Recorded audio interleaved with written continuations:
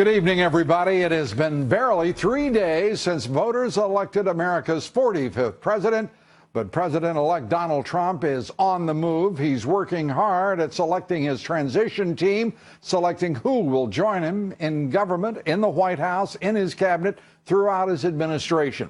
The president-elect this morning tweeted about the decisions he'll be making, saying this, quote, "Busy day planned in New York. Will soon be making some very important decisions on the people who will be running our government." But the president-elect is creating a structure and organization around him that will allow him to organize the leaders he wants to join him in the departments, the agencies, and roles that he believes is best suited to his preferences, to the talents and skills of those he will choose to carry out his policies and programs and serve the interests of the country most efficiently and, importantly, successfully. Today, President-elect Trump announced he's chosen Vice President-elect Mike Pence to take over the job of leading Trump's presidential transition team. Governor Pence taking the helm from New Jersey Governor Chris Christie, who remains a vice chairman of the transition team. It's all part of Trump's efforts to surround himself with the best, the most successful and effective leaders that he can assemble. Former Reagan White House political director Ed Rollins has a few thoughts tonight on who should be prominent on the Trump team. We'll tell you who's on that list and a few stickers in the bedroll maybe to look out for if you're the president-elect. All of that and more coming up here tonight. Also with me, two possible picks for the Trump cabinet. Milwaukee County Sheriff David Clarke, former presidential candidate Steve Forbes, one of the evangelical leaders who helped propel Trump to the White House, Liberty University President Jerry Falwell Jr. A lot to talk about tonight, including the spectacle of street demonstrations and even riots in some cities, all paid for and driven by radical leftists and the street money of George Soros, sprinkled around left-wing activist nonprofits like MoveOn.org and BLM. And we'll be covering more paid protests tonight. The radical left planning to take to the streets for a third straight night, paid provocateurs and organizers with their pre-printed, easy for me to say, signs and messages in the streets again. But the protesters' outrage is as manufactured as those signs. That the protesters are being bused to locations is one telltale clue of coordination typical of nonprofits supported by the liberal left-wing billionaire George Soros. We'll have the latest for you. And President-elect Trump also now has given his first television interview since being elected president to CBS's 60 Minutes, interviewed by Leslie Stahl. And here is a brief excerpt of the president-elect, I keep having to add that elect, speaking about Obamacare. Trump also talked about his phone calls after the election with Bill and Hillary Clinton. The president-elect called both lovely and gracious in their remarks. Our top story tonight, Donald Trump releasing the names of the A-team he says will help prepare a transformative government ready to lead from day one. The vice chairs to an executive committee to assist Governor Pence include Dr. Ben Carson, Governor Chris Christie, Newt Gingrich, Lieutenant General Michael Flynn, Rudy Giuliani, and Senator Jeff Sessions. Trump also tapping family members for the committee. Donald Trump Jr., Eric Trump, Ivanka Trump, and Kellyanne Conway has been named as the senior advisor for Trump's presidential transition team staff leadership lineup. Joining me now, Great America PAC strategist, former Reagan White House political director, a veteran of 9 presidential campaigns, Ed Rollins, the dean, we call him around here, and great to have you here. Thank you. As I said last night, the most important thing this president will do in his whole administration will be picking his personnel. And it's a very short period of time. He has about 4,000 people he gets to appoint over a period of time. But these first 150 are very, very important. The cabinet officers, who's going to be his White House staff and what have you. And the critical thing is he has to make sure they're competent, make sure they believe in what he wants to do, and basically make sure that they're loyal to him. I have to tell you, I'm immediately excited about nearly all of the people on that executive committee, if you will. I'm thrilled that he's got a place there for Conway. I am particularly pleased that Rudy Giuliani is playing an important and senior role, as Senator Jeff Sessions, all the rest. But you know what? It excites me a bit to see his children there and to have a prominent role, because that's good for him as well as for them and for the country, in my opinion. That just feels so right. It's very Trumpian, but it is, absolutely. They're phenomenal young adults who were stars all through the campaign, and he's obviously trained them. They're going to run his companies. They give him great counsel.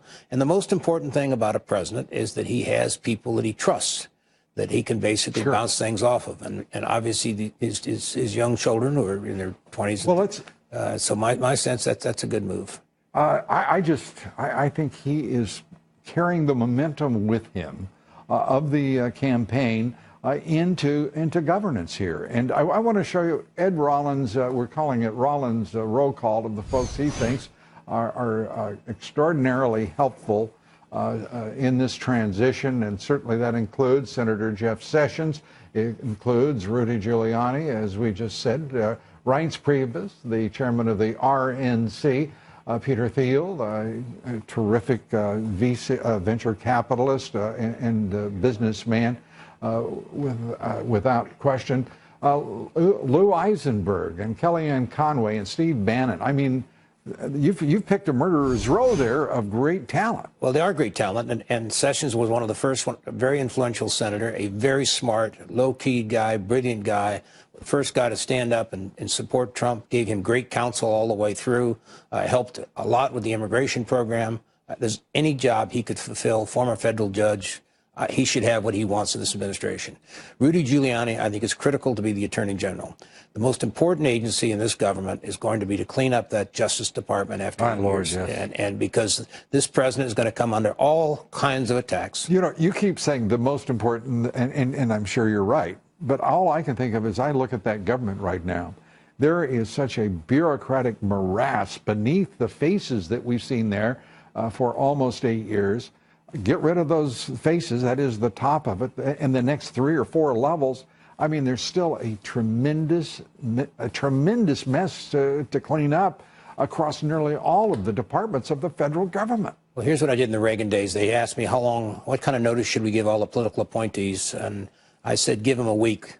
When I was a Ford appointee, the Carters gave us 2 weeks, and I want to show that I'm tougher than they were. So we sent a letter, so you got 2 weeks to be out of here, 1 week to be out of here, and you get them out. Because if you keep them in, what happens is they're there, they function, they sort of they settle in, and they fight. And the biggest problem is you want to make sure your people don't get captured by the teams that's there. All right. And I noticed you didn't recommend a lot of governors there. What's the deal with the governor? In the history, of modern history, there's been 39 governors who've been cabinet officers since Eisenhower.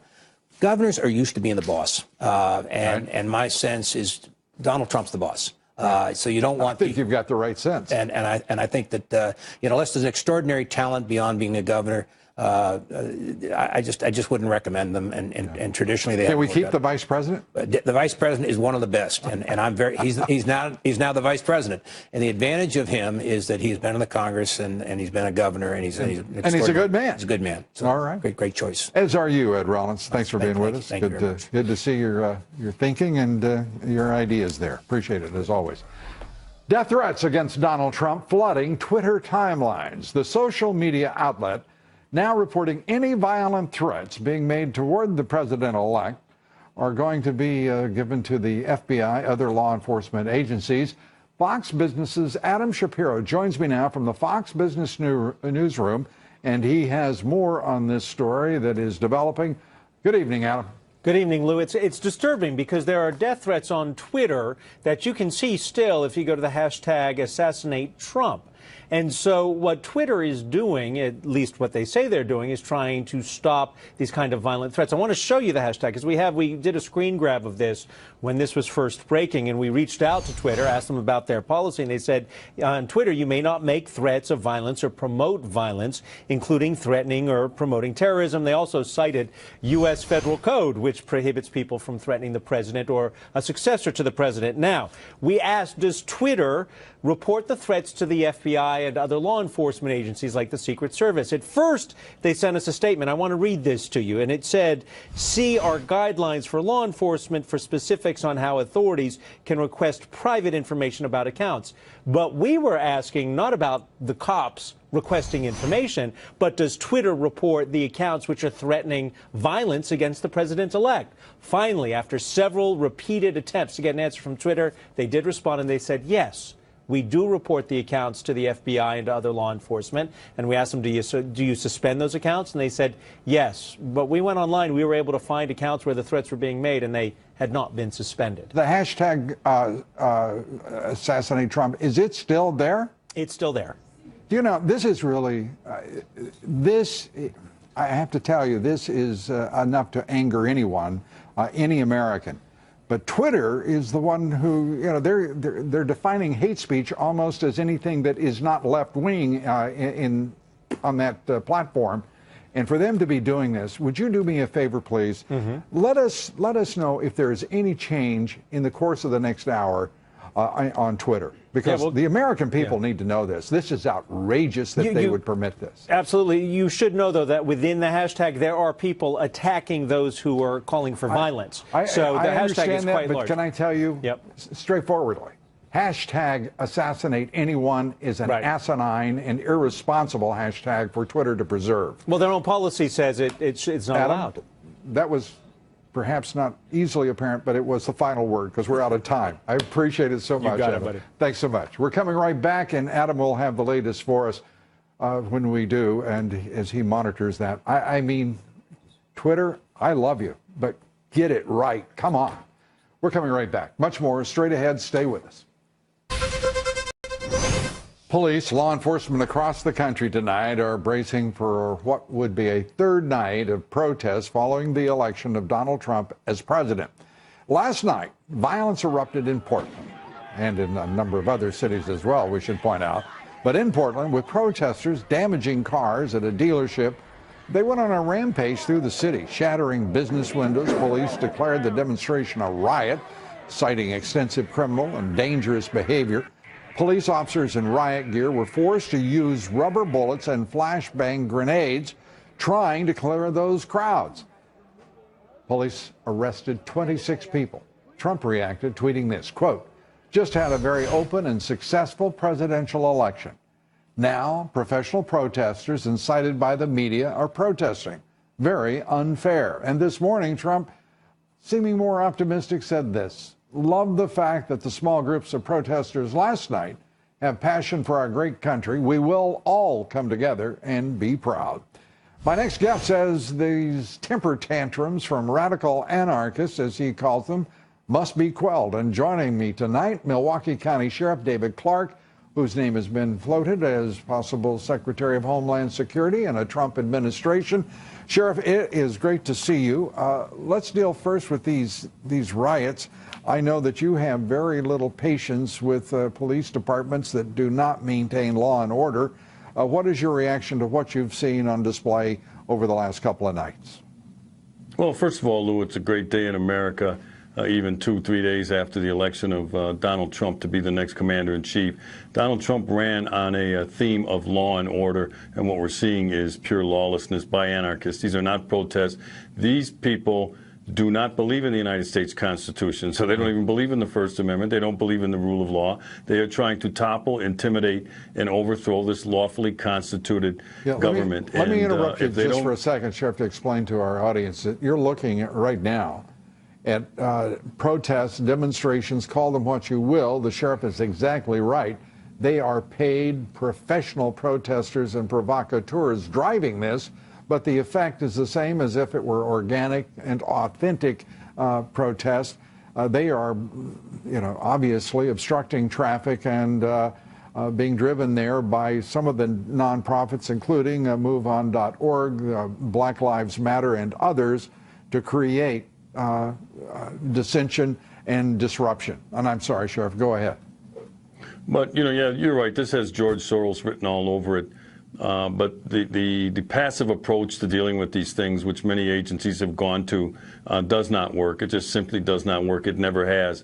One thing that you have to do is draw a very bright line with these anarchists and let them know if this line is crossed, and that's when the looting and the bombing and that sort of thing starts to occur.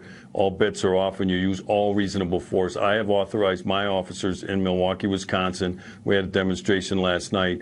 To use all reasonable force. I've given the okay for them to use the rubber bullets, the bean bags, the flashbangs, including and up to tear gas to disperse any unruly behavior.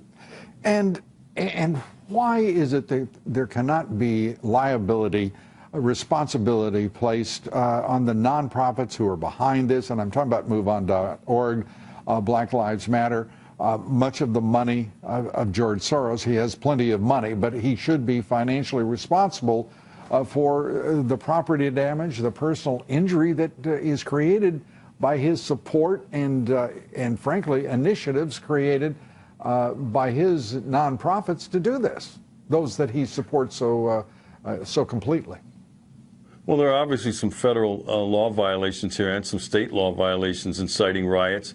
And I'm sure there are some other federal statutes that they could get creative with that if they can pinpoint this back to these goon-driven organizations like MoveOn.org and Black Lives Matter, so on and so forth, that they should be held criminally liable and civilly liable as well. The problem, though, is that we have an Attorney General, Loretta Lynch, who has no will to hold these individuals responsible, and that's probably on order from the White House. Secretly, I think Mrs. Bill Clinton, Barack Obama, and Bernie Sanders are kind of enjoying what they're seeing right now because these are the tactics that they use. These are their people. Well, shame on them. Their supporters. And the great news is it's a 68-day problem in terms of leadership.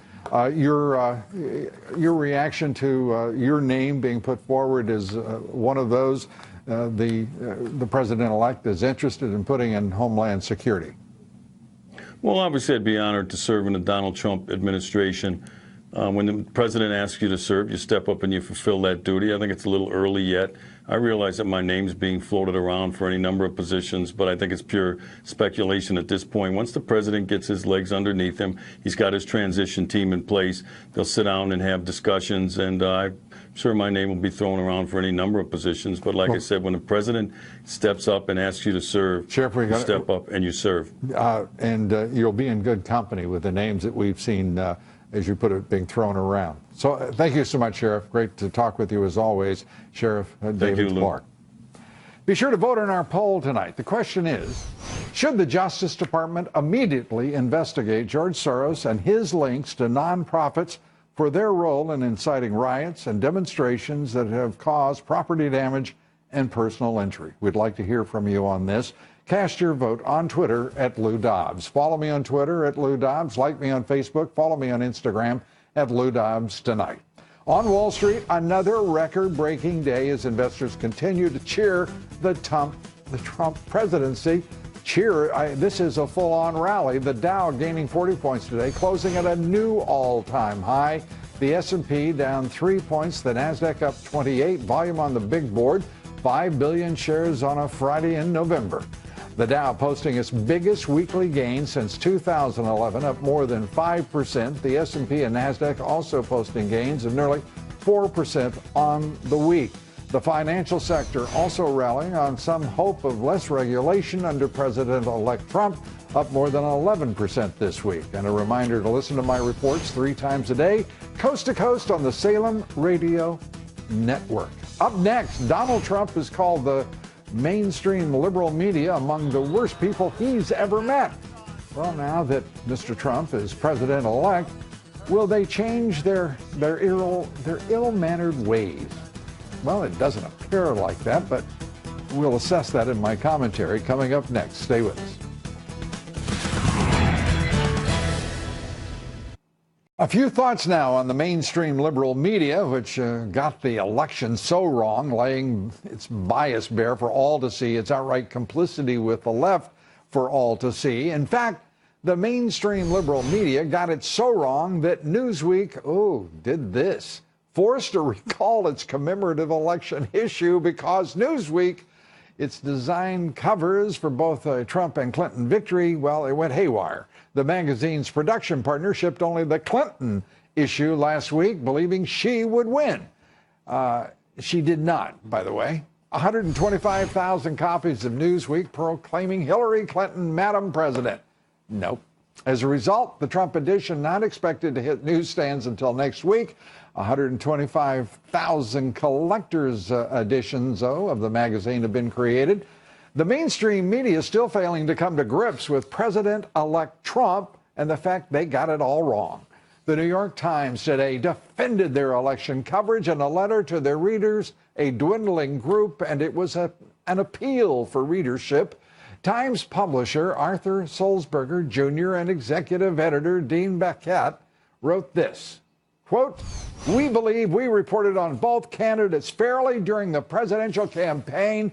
You can rely on the New York Times to bring the same fairness, the same level of scrutiny, the same independence to our coverage of the new president and his team," in quote. That should scare you to death.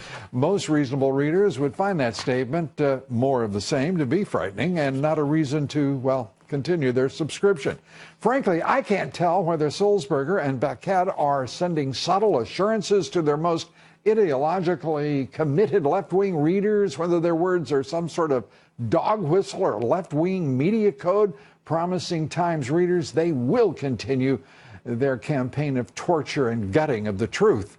The left-wing media has thoroughly embarrassed itself throughout this campaign, this election, not only biased, but, as I've said, complicit with the Democrats and the left. And while they may recover someday from their embarrassment, I doubt soon they'll recover their credibility with many readers. No matter what, I assure you, we will be watching them and their like very carefully, because I believe what they're practicing now is disinformation and propaganda. And we'll report as well, of course, when they occasionally commit journalism, because then that will truly be news. The quotation of the evening, this one from Eric Hoffer, who said, "Propaganda does not deceive people. It merely helps them to deceive themselves." We're coming right back. President-elect Trump working hard to assemble his winning team of cabinet members ready to make America great again. Some people are obvious. I mean, these are people so integral to the campaign that they're bound to be close to Trump in a major position. We take up Trump's important decisions with Tony Sayegh and Lee Carter. They join me here next. Joining me now, pollster, partner at Maslansky and Partners, Lee Carter, Republican campaign strategist, Fox News contributor, Tony Sayegh. Thank you both for being here. Great to be here. And Lee, we're watching right now these protests and marches. The president has said nothing. The Clinton folks have said nothing. The vice president has said nothing. And a number of media outlets are saying, well, Trump should address them. When in fact, we know for a fact that George Soros is behind some of these demonstrations, some of these protesters, with his money, with his organizations, his nonprofits. You know, there's a few things here. I think number one, the right to protest is a right and people should be able to do it if they want to. By the way, let me be clear, just so we don't have to go through this bromide. I don't have any problem with anybody demonstrating, protesting. I do have a problem with cities having to pay massive bills for security. Secondly, property damage and personal injury. Right. Those things, I have a problem. I have a problem with that, too. And the irony of all of this is that everybody said if Trump were going to lose, that it's his supporters that are going to be on the streets causing chaos. And it seems to be quite the opposite. So one of the things that I think we need to have happen right now is that we need to understand that people are upset and we need to come together. But I don't think believe that. By the way, I don't believe that. You don't? I just got to say to you, Lee, I don't believe it. They're being paid to get into the street. It's artificial. I mean, this is AstroTurf. Mm-hmm. This is exactly what the Democrats claimed a legitimate grassroots uprising, the Tea Party movement, was. They claimed it was AstroTurf. Why I use AstroTurf. Exactly right. Salute to Nancy Pelosi. To Nancy I don't Pelosi. get many of them, but that was one. Well, she needs salute. She's not happy these days, so thank you for that. But the reality is none of this would be happening without a coordinated, financed basically operation coming from George Soros and the like. Because the reality is we always have people who are upset after a political outcome because your guy didn't win or your side didn't win. But you don't have this. You don't have civil unrest. So where is Obama? Where is Biden? And why aren't they speaking to this? Why doesn't George Soros say, hey, you know what? He's had enough fun. I don't know. Pull his money, pull his instructions, and get him off the street. And I don't know where the president is or the vice president is. And they should be out in front of this because they said so many times that Donald Trump should condemn so many things that were said. They should be out there saying enough is enough. They should be settling things down. They did a beautiful, he did a beautiful speech. I mean, Hillary did a wonderful concession speech, but now it's time to actually put that into practice and put it into action and say the healing must begin. We have to give President-elect Donald Trump a chance, and it is up to them. Let's move to lead. Hope for the best. We've got 68 days of what appears to be more nonsense, and then we can look to real leadership.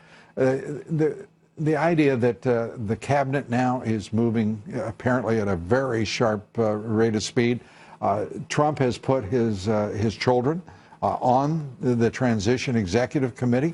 You got to love that. I mean, it's terrific, I think. It is terrific. And I think they are a big reason why so many people looked at Donald Trump when they weren't sure that they could give him the benefit of the doubt. And I think the fact that he has such amazing children was large part why he was able to get as far as he was. So I think people love Ivanka. They love Eric. They love Donald Jr. And they want to see this I can hear Donald Trump right now.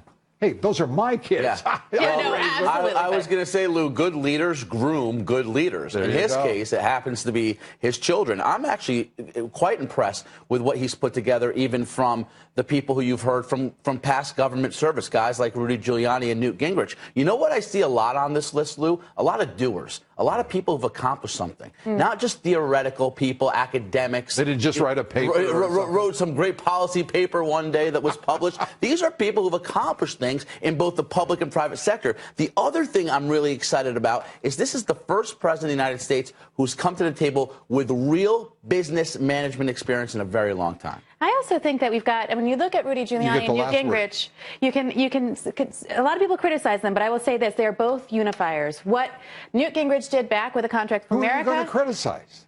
Well, plenty of people have criticized them. You got to let go of that campaign stuff. It's over. I'm saying that plenty of people have, and what I would like to point out is that they are, in fact, experienced in unifying. And you've never seen New York so unified behind Rudy Giuliani. You've never seen the party like with what Newt Gingrich did, and I think that is something that is a great, great skill that they have behind them. You know, I have to tell you, Rudy Giuliani is a special talent, a special guy, and I'm delighted he's in the role he is. Agreed. Thank you both, as always. Always delighted to have you both here. Great to be here. Thank you so much. Tony, Lee. United Auto Workers Union president saying he agrees with Trump on NAFTA. We have Canada, Trudeau saying he will be glad to open it up with Trump. We have the president of Mexico saying upon further consideration, we're willing to talk about it. Suddenly, precisely what everybody said was a terrible idea on the left in this country are witnessing the heads of state, heads of unions saying it's time to do precisely what Trump has called for from the outset. Well, and it's going to proceed. And one thing Trump should consider doing with the Chinese to, you might say, soften them up for negotiations is send the Navy to those. Seriously. No. Lou, this sounds more like war than a negotiation. No. You send the Navy inside the alleged waters of those. South China Sea. South China Sea. Right. To make it very clear that we're not going to be passive anymore. You do that, then they're going to be in a frame of mind, okay, this is serious. We got to sit down, stabilize currencies, no more revaluations, devaluations, and that kind of thing.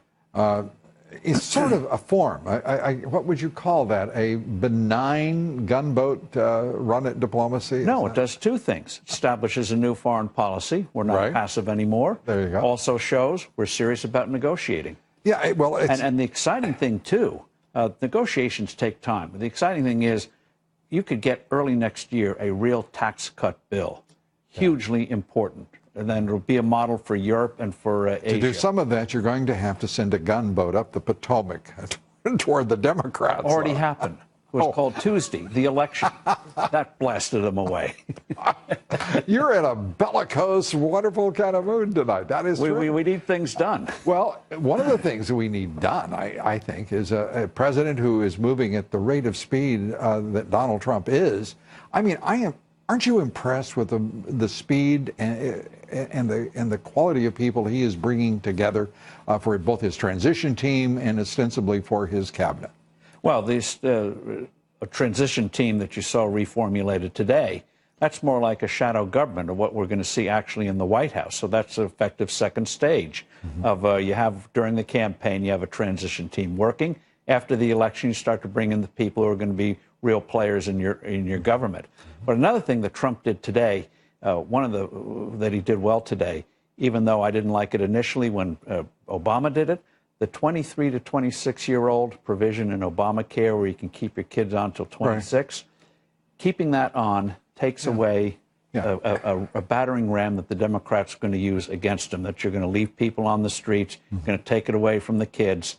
So that was smart. That way you can get the big thing done, repeal the monstrosity, but not suffer political flack. George Bernard Shaw, and you can change nothing if you cannot change your own mind, is in effect here. And he says, Donald Trump says, the president-elect says, it was a result of talking during that hour-and-a-half meeting with the president that he decided he was going to reevaluate a few elements. And I think that's all to the good.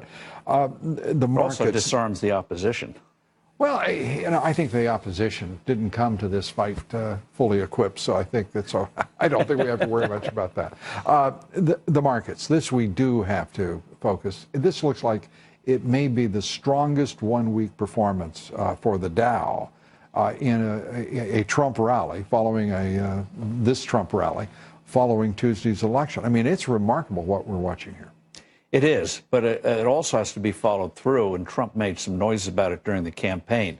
Stop having the Federal Reserve hurting our credit markets so credit can start to flow again to small and new businesses. You know, I love the ease with which you reach out to the Chinese and to begin to deal with them, and then you put your other arm around the Fed and say, Janet? I mean, this is, you know, I think that he's moving at an amazing rate of speed already, but I think you would move him up to the speed of light here if you had your way. I think that's the way he wants to go anyway. Well, we're sure going to find out. Yeah. And we do know one thing, rate of speed or otherwise, things are moving terrifically, and a great start. If the Yankees can do the same thing, all will be well. And there, Steve Forbes has put things right in the New York universe. Good to have you here, Steve. Good to be with you. Steve Forbes. In our online poll last night, we asked you, do you believe Speaker Ryan's betrayal of the Republican nominee should disqualify him from holding any leadership role? 65% of you said yes, it should. Well, my next guest endorsed Donald Trump for president back in January, and joining us tonight, the president of Liberty University, Jerry Falwell Jr. Great to have you with us. Let's get a quick reaction from you, Jerry, on how the president-elect is doing and moving his transition team and starting to populate his administration and cabinet. He's not wasting any time. I had a long talk with him last night. I don't think he ever sleeps. Every time I call him, he's right there. But he's doing all the things that he promised. He's